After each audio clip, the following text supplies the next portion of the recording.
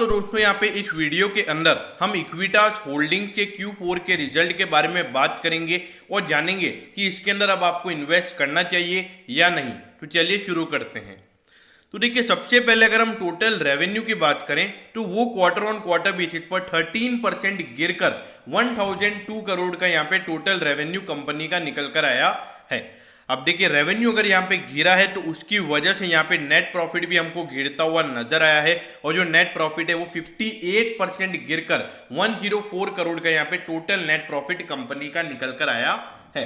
तो यहाँ पर क्वार्टर ऑन क्वार्टर बेसिस पर शेयर होल्डर्स के लिए डिसअपॉइंटमेंट नजर आती है।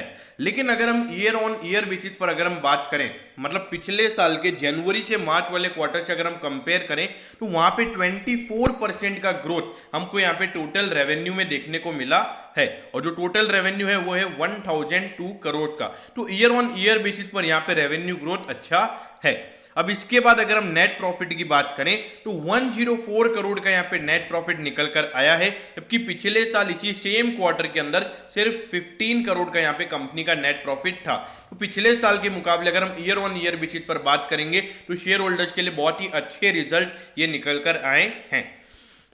अब ये देखिए, 2802 करोड़ का इसका मार्केट कैप है। इंडस्ट्री का पी अगर आप देखोगे 47.96 है और ये आपको थोड़े सस्ते वैल्यूएशन पर मिल रहा है, मतलब बहुत ही ज़्यादा सस्ते वैल्यूएशन पर मिल रहा है। और जो भी यहाँ पे जो शेयर होल्डर्स इन्वेस्टर्स हैं, ऐसा मत समझिए कि ये 47 के प्राइस टू अर्निंग रेशियो पे चला जाएगा, क्योंकि वो ग्रोथ ये दिखा नहीं रहा है।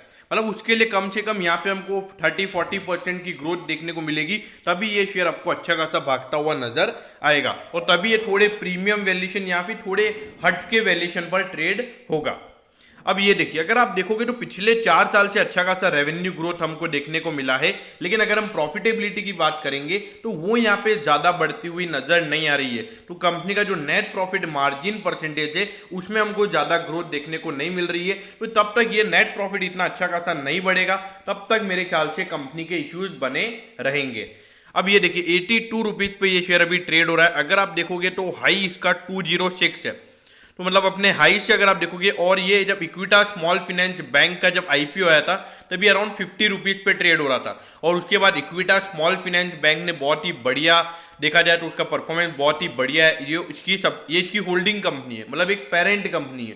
तो देखा जाए तो इक्विटास स्मॉल फाइनेंस बैंक बहुत ही अच्छा लगता है मुझे, क्योंकि उसके अंदर अच्छी ग्रोथ मुझे नजर आती है और इंडिया में सबसे ज़्यादा स्मॉल फाइनेंस बैंक की जो ब्रांचेज हैं वो इक्विटास की है। तो सबसे ज़्यादा ग्रोथ अगर किसी स्मॉल फाइनेंस बैंक के अंदर नजर आती है तो वो है इक्विटास, ऐसा मुझे लगता है। तो इक्विटास होल्डिंग्स की अगर हम बात करेंगे तो ये आपको हमेशा अंडर वैल्यूएशन पर ट्रेड होता हुआ नजर आएगा, क्योंकि ऑलमोस्ट जितनी भी होल्डिंग कंपनीज होती हैं वो अराउंड उनका जो एक्चुअल वैल्यूएशन होता है उससे 20% कम, मतलब 20% डिस्काउंट पे वो ट्रेड होते हैं। तो इक्विटास होल्डिंग में इतना कुछ हटके बात लगती नहीं है मुझे नहीं लगता मार्केट इसको कुछ कभी प्रीमियम वैल्यूएशन देगा।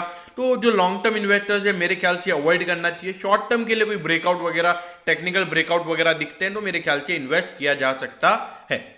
तो दोस्तों, मैं होप करता हूं कि इक्विटास होल्डिंग के Q4 के रिजल्ट के बारे में आपको सब कुछ पता चल गया होगा। अगर आपकी कोई भी क्वेरीज है तो आप कमेंट कीजिए, मैं जरूर आपके कमेंट पर रिप्लाई करूंगा। ओके दोस्तों, thank you, have a nice day.